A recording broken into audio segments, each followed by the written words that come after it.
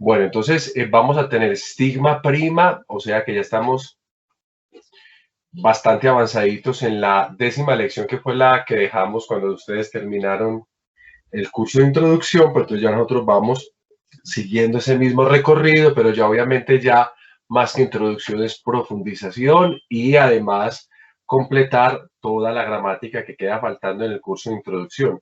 Hoy vamos a ver el futuro indicativo activo del verbo eimi.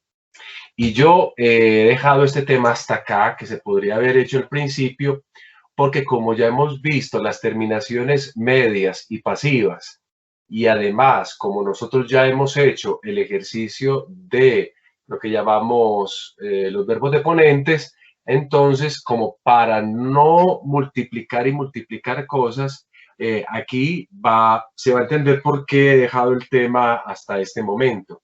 Entonces tú vas a encontrar, aparte de todo, vas a encontrar en la presentación las razones.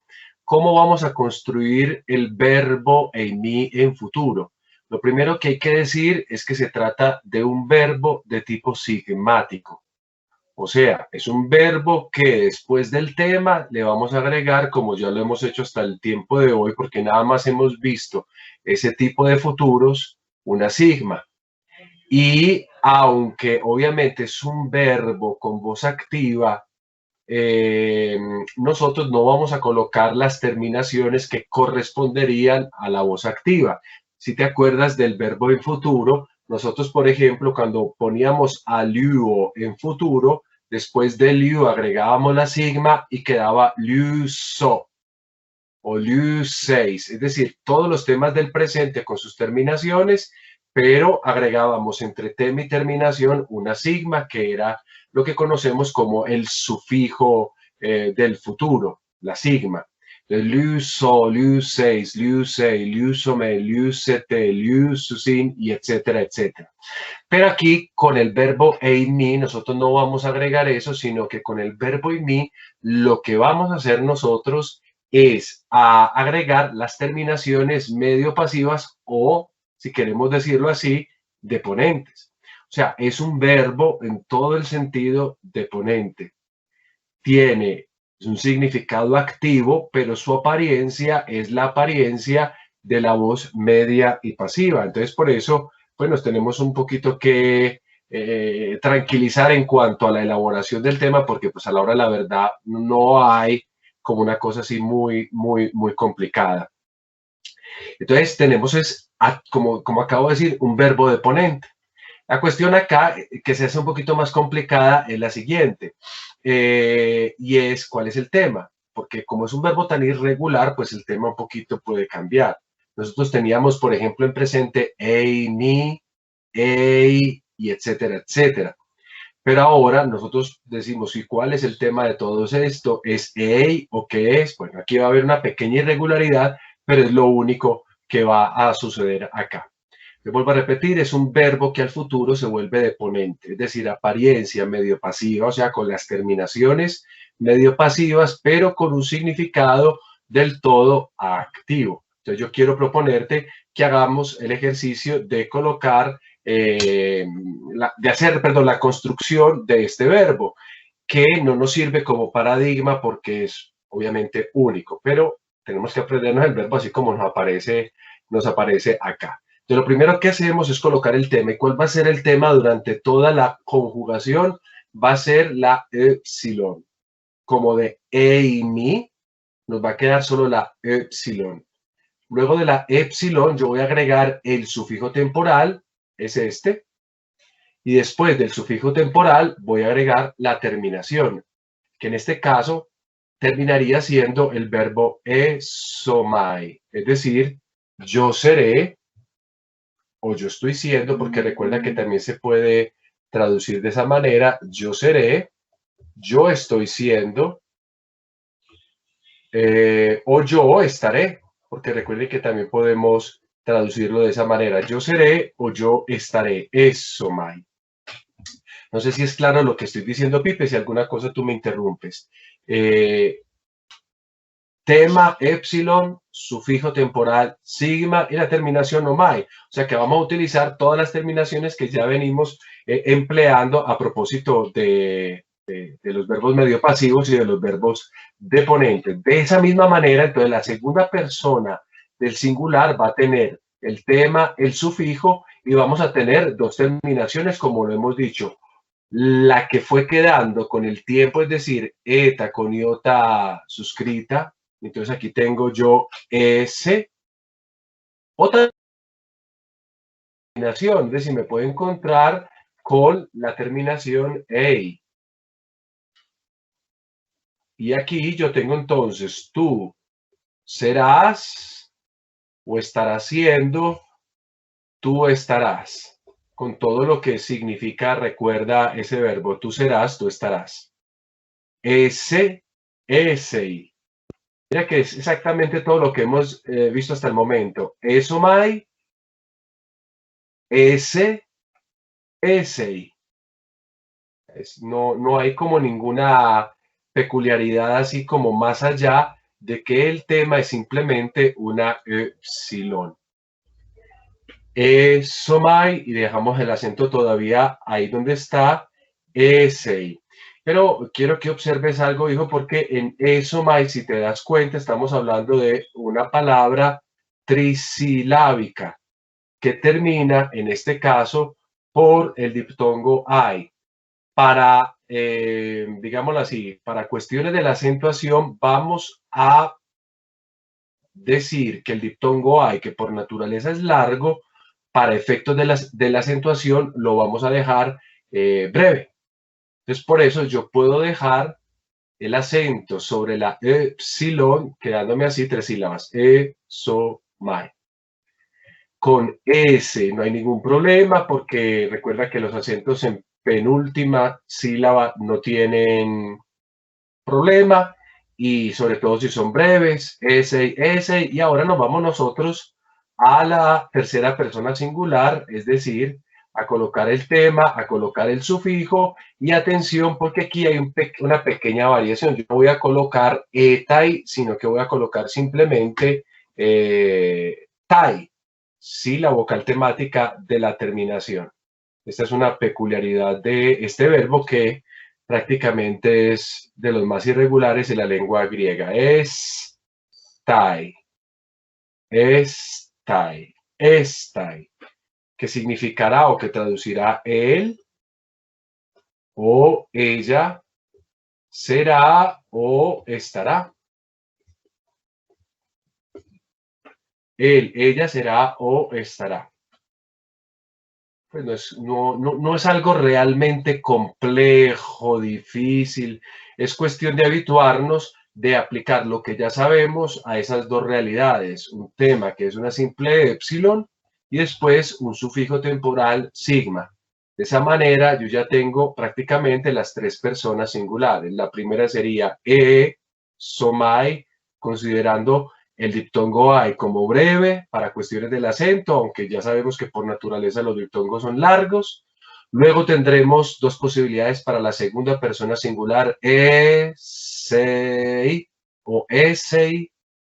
Y finalmente para la tercera persona del singular tendremos la forma estai, donde la habitual épsilon que comienza la terminación etai, pues se pierde. Esta es una particularidad de digamos, de esta persona que estamos trabajando. Vamos entonces a la primera persona del plural. Hacemos exactamente lo mismo. Colocamos el tema, agregamos el sufijo y después de agregar el sufijo, agregamos la terminación que ya la conocemos. Si te acuerdas, la terminación sería ómeza. Observa que el acento lo he desplazado porque quedó, obviamente, no puede permanecer acá porque incumpliría la primera regla de la acentuación que implica que las palabras griegas solo pueden ser acentuadas en una de sus tres últimas sílabas. Pero observa que lo hemos colocado acá. Entonces estamos suponiendo que alfa en este caso es breve. Y porque es breve, podemos dejar el acento así. Recuerda que el alfa es una vocal común que puede ser breve, puede ser larga. En este caso la consideramos breve en esta conjugación verbal y por eso podemos dejar el acento sobre la omicron. Es sómeza. que traduciremos nosotros seremos o nosotros estaremos. Seremos o estaremos. Bien. No tiene realmente cuento, esto es realmente o relativamente fácil. La segunda persona del plural hace exactamente lo mismo. El tema, la épsilon, el sufijo, y aquí vamos a agregar una terminación que ya conocemos. Si te acuerdas, incluso la semana pasada la repasábamos. La segunda persona del plural tiene como terminación esta forma que estoy escribiendo acá, este. De manera que a mí al final me queda la pronunciación e-ses-ce, es-ce, es-ce, que traduciría vosotros o vosotras, vosotras, vosotros, seréis, estaréis, refiriéndose siempre al aspecto temporal del futuro. Es este, como para que vayamos un poquito habituándonos a la pronunciación. Comenzamos diciendo esomai, ese, esei, estai, aquí es donde hay que quitar la vocal temática, esomeza, y luego es este, lo vuelvo a repetir, perdóname que me devuelva velozmente, esomai, ese, esei, estai, someza, eseste, y vamos a terminar entonces con la tercera persona del plural, tema, sufijo, y la terminación, pues que nosotros ya la conocemos, que es la terminación ontai.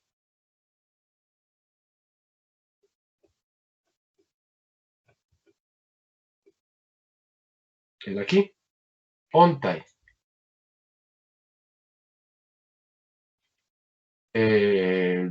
Creo que esto se puede ya pues como entender como muy fácilmente, porque mira que no hemos hecho sino el ejercicio de poner lo que ya conocemos.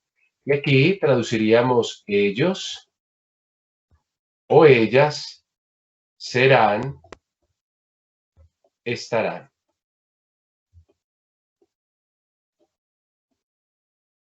Esontai. Observa que aquí también nos quedó una palabra de 3 sílabas. Por lo tanto, ya vamos viendo que hay una peculiaridad, y es que para efectos de la acentuación, el diptongo hay, como por ejemplo nos sucedía en el nominativo y en el vocativo plural de la primera declinación, esa terminación hay se consideran breves para efectos de la acentuación. Para efectos de la acentuación.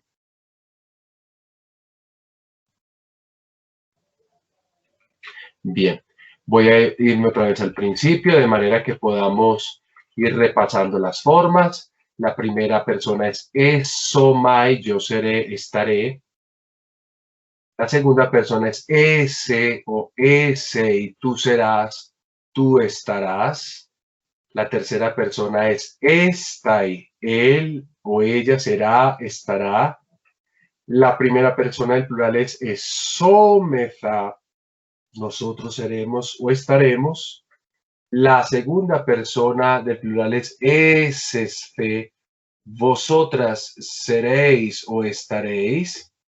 Y la primera y la tercera persona del plural es sontai, ellos serán, ellos estarán. Vamos a concluir entonces con las personas duales y de esa manera hacemos enseguida un ejercicio con un texto todavía un poquito más largo para que nos entrenemos.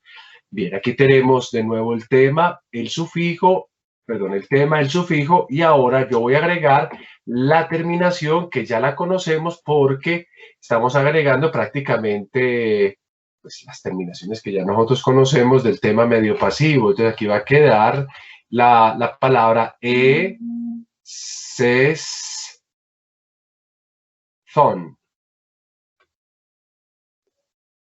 Esesthon. Observemos que el acento se puede quedar en la primera sílaba porque la última es breve, la reguladora del acento. Esto nosotros lo traduciremos como vosotros o vosotras dos seréis o estaréis. Vosotros o vosotras dos seréis o estaréis. Esesthon. Esesthon. Si tú te das cuenta, estoy colocando todas las terminaciones del presente. O sea, de las voces deponentes, de los verbos deponentes del presente, o del presente medio pasivo. Esas son las terminaciones, no estoy colocando otras terminaciones más.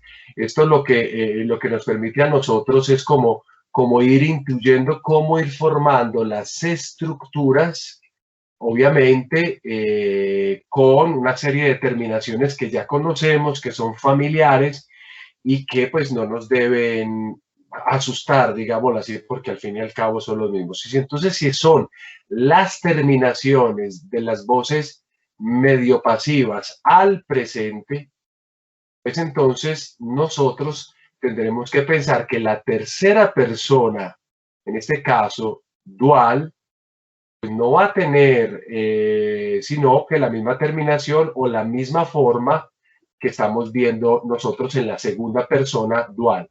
De esa manera yo tengo acá un tema epsilon, la sigma, y voy a agregar como terminación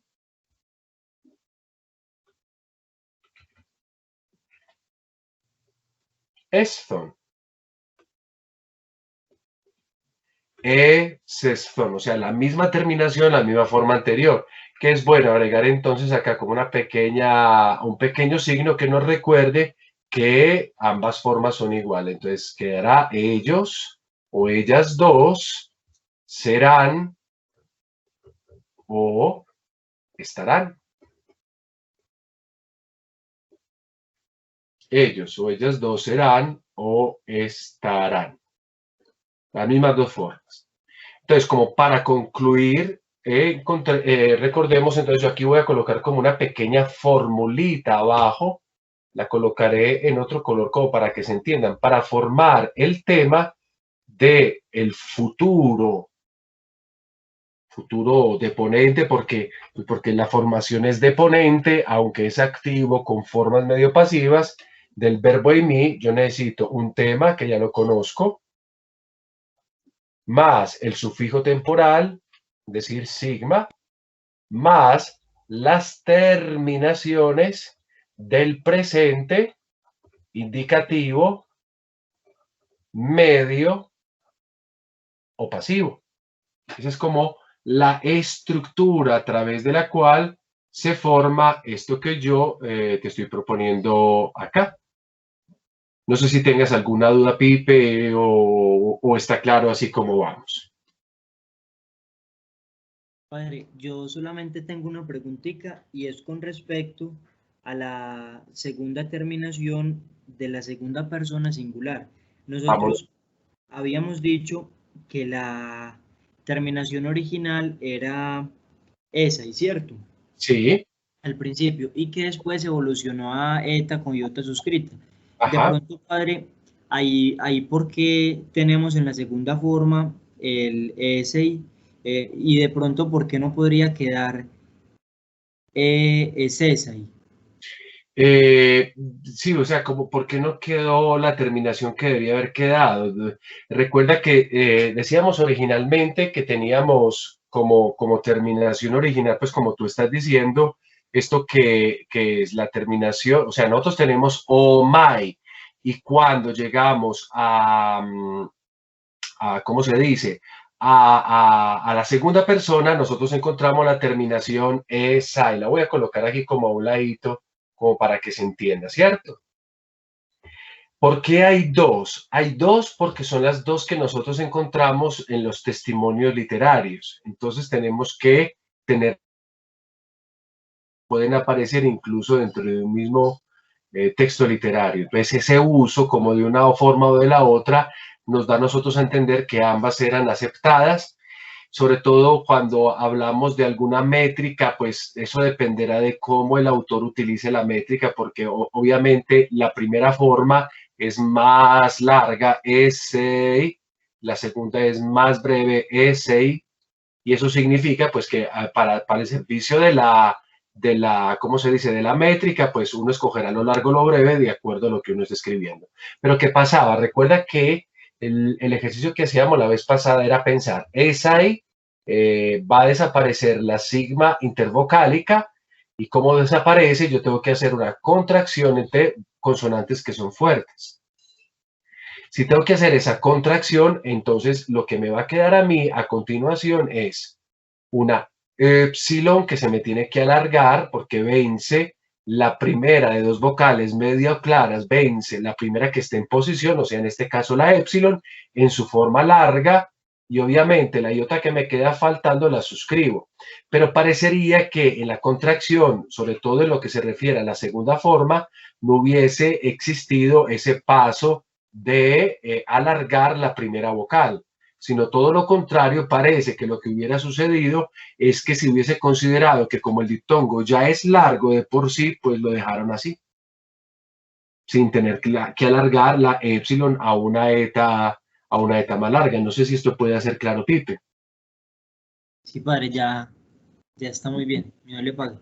Bien, entonces repetimos como para que vamos otra vez familiarizándonos con estas formas. Esomai, ese, esei, estai, someza, esesce, esontai, eseston, eseston. Todas estas formas las vemos acá en el paradigma, en la tabla de paradigma final, para que tú pues la tengas ahí, hagas el pantallazo como quieras. Aquí están todas las formas pues ya escritas como las acabamos de relatar. Como verás, yo he dejado en algunas formas, por ejemplo acá la primera, en la tercera, plural y singular, el signo de la brevedad, como para que nos acordemos que aquí los diptongos son mirados para cuestiones del acento como si fueran vocales breves, como sílabas breves. Y de resto, todas las formas ya las conocemos. Yo quiero que te familiarices tanto con el tema, que es siempre igual, no es irregular, es una simple épsilon. Después, como se trata de un futuro sigmático, y de hecho lo voy a colocar aquí entre paréntesis, se trata de un futuro sigmático, entonces se necesita el sufijo temporal sigma, y voy a agregar las terminaciones del presente indicativo, medio o pasivo. Entonces, las dos formulaciones de la segunda persona, que incluso está señaladita ahí, es como para que te des cuenta de la situación. O sea, hay que tener en cuenta que hay esas dos posibilidades y que dentro de el testimonio literario nosotros podemos encontrar o ese o ese, cualquiera de esas dos. Ahora, Pipe, yo te voy a invitar a que hagamos un ejercicio de lectura, donde vamos a recoger muchas cosas de las que ya hemos visto, pero también vamos a encontrar algo que está acá. Entonces yo te voy a pedir, vamos a hacer 3 versículos, va a ser un poquito más complejo, pero vamos a hacer hasta donde podamos. Listo. Y basta. Bueno, Pipe, tú puedes ver la palabra que está escrita de ejercicio tomado de, ¿qué dice ahí? Ioannu. Ioannu prima beta. Esa es la forma de escribir la segunda carta de Juan. Ioannu prima beta. Entonces, observa ahí cómo queda eso. Esa es la manera de ver. O sea que si yo voy a hablar de la primera carta de Juan, ¿cómo debería estar? Ioannu prima alfa. Muy bien. ¿Y si fuera la tercera carta? Ioannu prima gamma. Bravo. Ioannu, ¿en qué caso está? Si termina en U. En genitivo. Está en genitivo, exactamente. Eso quiere decir que si yo traduzco, literalmente sería de Juan. La palabra carta En los manuscritos, pues, al menos en estos que yo manejo, no está. Se supone que es una carta, pues, por otras consideraciones. Vamos a leer el primer versículo. Dale, Vip, comienza a leerlo. Que yo leo el segundo y tú lees el tercero. Ho presbyteros eclecte curia kaitois technois autes hus ego agapo enaletheia kai uk ego monos ala caipantes hoi ecnocontes ten aleetheian. Sí, ahí hay unas palabritas que tú no debes conocer ahora, pero hay muchas palabras que se pueden entender y que también conoces. Vamos a hacer varios análisis, pero un poquito más veloces de lo normal, porque en todo caso esta primera parte no es la que me interesa, sino la segunda y la tercera. Lo primero que tenemos que hacer es dividir en proposiciones para saber que tenemos que analizar. ¿Tú qué piensas, hijo, de lo que has leído? ¿Cuáles podrían ser las proposiciones? Mira con La primera sería de ho a curia. A curia, muy bien. Aquí voy a colocar acá por si de pronto hay que corregir. ¿Listo? La otra. La segunda iría de, bueno, de este kaitois a aletheia. Hasta aleete de aquí abajo dices tú, ¿cierto? Uh-huh. Muy bien, sigamos. Esta iría de este kai a alá. Muy bien.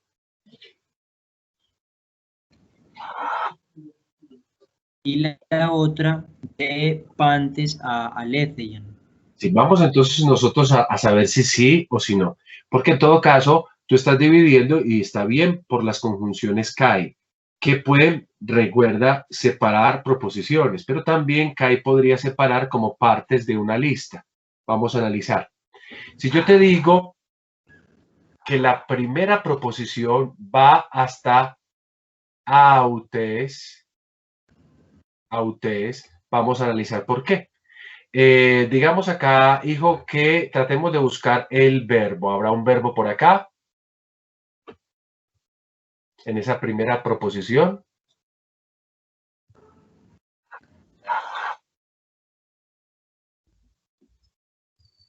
¿Qué tendría cara de verbo si hay algo que sea un verbo ahí? O sea, presbúteros, eclecte, curia, caitois, tecnois, autes. Padre, yo diría que eclecte. Tiene como parecido, sí. Sin embargo, eclecte es simplemente un adjetivo.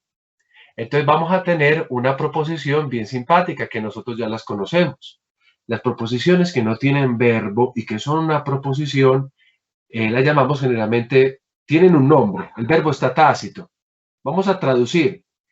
Por ejemplo, tú ves que acá, jo, si quiere, traducimos palabrita por palabrita simplemente por hacer ese ejercicio que habitualmente se puede hacer. Tú ves que aquí hay un jo y un presbúteros. ¿Eso en qué caso está? El nominativo. Todo está en nominativo, bravo. Entonces uno supone si es sujeto que deba de estar en caso nominativo.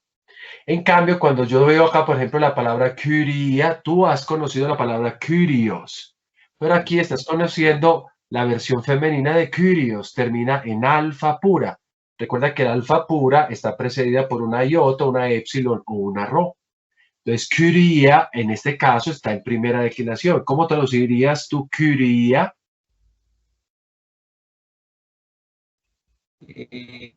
Señora. Sí, exactamente. Señora, ¿y en qué caso está la palabra señora? O también de pronto ama, no sé, pues como ama de casa, ¿no? Sí, también, claro que sí, no hay ningún problema. Cualquiera de esas traducciones es pertinente. Pero ¿en qué caso está? Ese estaría para en dativo. En dativo, muy bien. No estamos haciendo todo el análisis morfológico porque no me interesa, simplemente como para que aprendamos a agarrar una de estas proposiciones cuando no tiene un verbo adentro y las posibilidades que podemos utilizar. Entonces dice, el anciano o presbítero, si queremos traducir presbítero, bueno, no hay problema, pero conservando la idea de que presbítero es el que cuida a la comunidad, más que el anciano en sí mismo, sino la persona a la que se le da una comunidad, y dice, entonces, el anciano, ¿y cómo traduciríamos curía, literalmente? Está en dativo. Sería con la señora. Podría ser con la señora o como estamos en el contexto de una carta, podríamos decir algo que se dirige a ella. Podríamos decir el presbítero a, El presbítero para la señora. y la señora eclecté. Esto es un adjetivo hijo. No. Y ves Sí. que, y ves que el adjetivo está incluso en el mismo caso que curía está en caso dativo. Entonces, como es adjetivo, está calificando a curía. Eclecté significa elegida. El presbítero a la señora elegida. ¿Lo ves? Muy bien. Sí, padre. Y ahora vámonos a lo otro. Lo otro también está en qué caso? También está en dativo. En dativo. Muy bien. ¿Tú te acuerdas qué significa tecnois? ¿O no lo hemos visto ese tecnois o no lo sabes? No, padre, la verdad no. Bien, tecnon viene de una palabra. Entonces la voy a colocar acá para que tú hagas el análisis. Tecnon, tecnu, to. Esto significa hijo. Es una manera de decir hijo.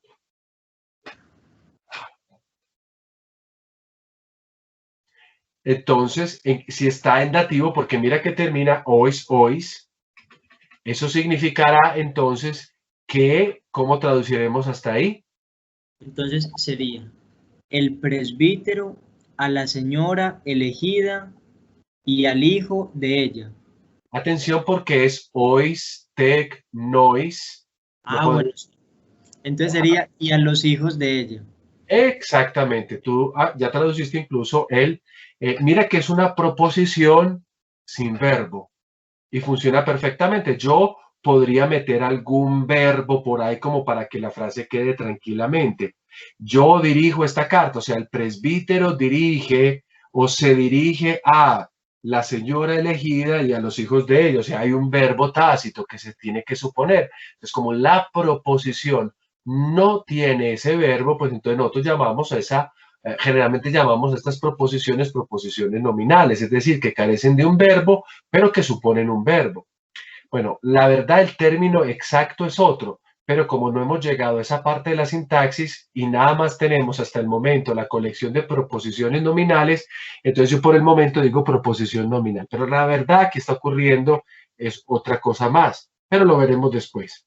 Llegaremos a un punto. Yo les he dicho que cuando doy este curso, la mayor parte del tiempo me la paso mintiendo, pero cuando ya vamos completando la gramática, ya vamos llegando como al quid de todo esto. Aquí vamos a hacer por lo que veo hoy nada más esta frase. De esta manera, la próxima semana nos conectamos, hacemos el resto y así repasamos también los verbos que acabamos de ver e iniciamos otra temática. Listo. Bien, vamos a la siguiente parte. Atención, esta es una forma particular que tú no la conoces, pero la podríamos traducir como a los que.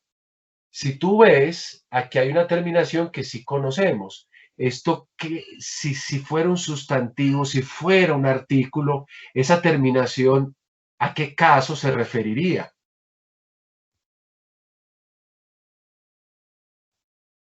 Si fuera un sustantivo, padre, al acusativo. Muy bien, ¿y acusativo singular o plural? Acusativo plural. Claro, acusativo plural. Entonces, ¿qué es lo que está pasando acá? Dice, el presbítero a la señora elegida y a los hijos de ella y a sus hijos, a los que. Entonces ya nos vamos a la siguiente proposición que justamente tú has determinado. Y aquí la voy a colocar yo, segunda proposición. Bueno, entonces lo primero que tenemos que hacer es ubicar el núcleo del predicado. ¿Cuál sería el núcleo del predicado acá? Agapó. Agapo. Hagamos el análisis morfológico. ¿Cómo sería? Presente, Ajá, indicativo, sí, activo. muy bien. Primera persona, Sí. Del verbo. Del verbo agapó.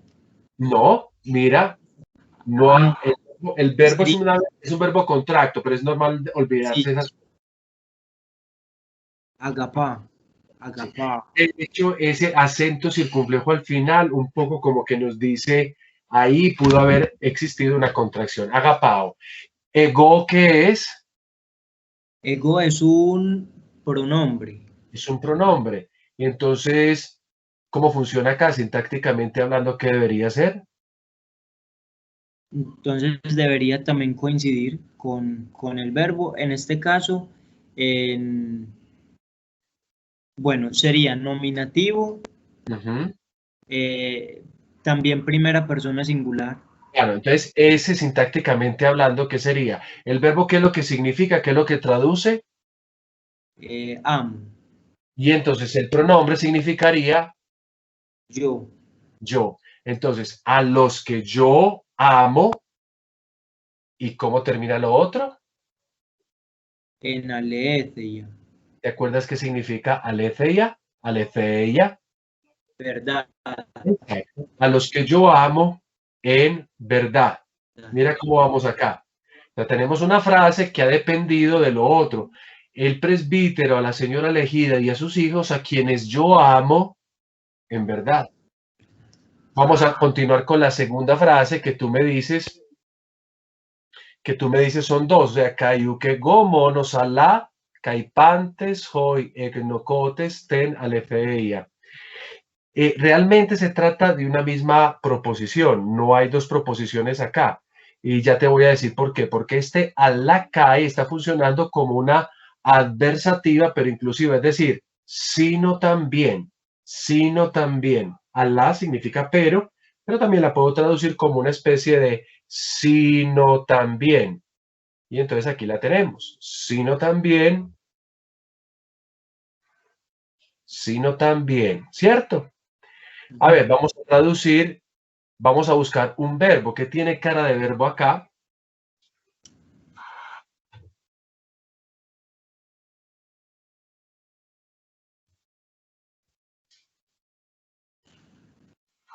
Mm, Es difícil y es que de hecho no hay un verbo. Hay una forma verbal, sí, pero es esta que está acá y realmente es un verbo, pero un verbo que lo tenemos nosotros en participio. Y si está en participio, pues la verdad no nos sirve para mucho y no los hemos visto todavía.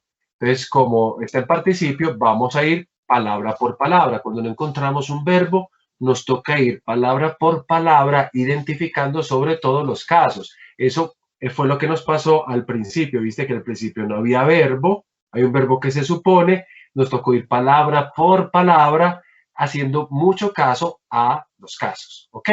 Entonces comencemos. Kai es que una conjunción y qué significaría. y Y uk ego, que es yo no, yo no, monos es un adjetivo en este caso. ¿Cómo lo traduciríamos? ¿Te acuerdas qué significa mono? Recuerda monólogo, monotemático. ¿Qué puede significar monos? como uno solo. Uno solo, muy bien. Y entonces, ¿cómo traduciríamos acá? Y yo no, Y yo no solo. Lo que pasa es que el orden es diferente. Yo diría, y no yo solo. O sea, a quienes yo amo, y no solo yo, si ya organizo la frase, y no solo yo, sino también, sino pantis también. es un adjetivo que no hemos trabajado, pero recuerda que significa, no sé si te acuerdas, significa todo. Y mira que tiene una terminación, se declina como la tercera declinación, tiene una terminación es. Esa terminación es donde la utilizamos nosotros.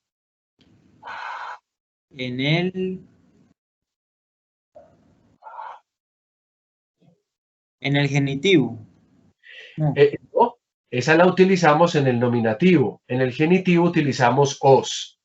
Aquí Ah, utilizamos es y en sentido plural. Entonces aquí sería y todos los que, atención, egnocotes, yo te lo digo, pero egno, gignosco tienen como una semejanza, y todos los que conocen, que esto es un participio, como te lo digo yo acá, te lo decía yo, participio, este es el artículo que ya lo conocemos, y todos los que conocen, ¿qué conocen? La verdad. Exactamente. Entonces, traduzcamos ya todo. Hazme, por favor, el ejercicio de traducir toda esta proposición acá. Diríamos acá. El presbítero a la señora Ujú, elegida ujú. y a todos los hijos de ella, Ajá.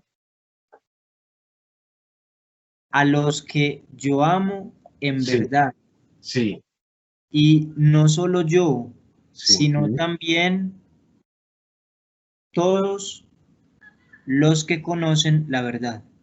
Sí, a todos los que han conocido la verdad, uno podría decir a todos porque realmente es un perfecto, entonces uno lo puede mandar para allá, pero bueno, por el momento, como no hemos visto los participios, pues lo traducimos de la manera más justa. Bueno, Pipe, eso es todo por hoy.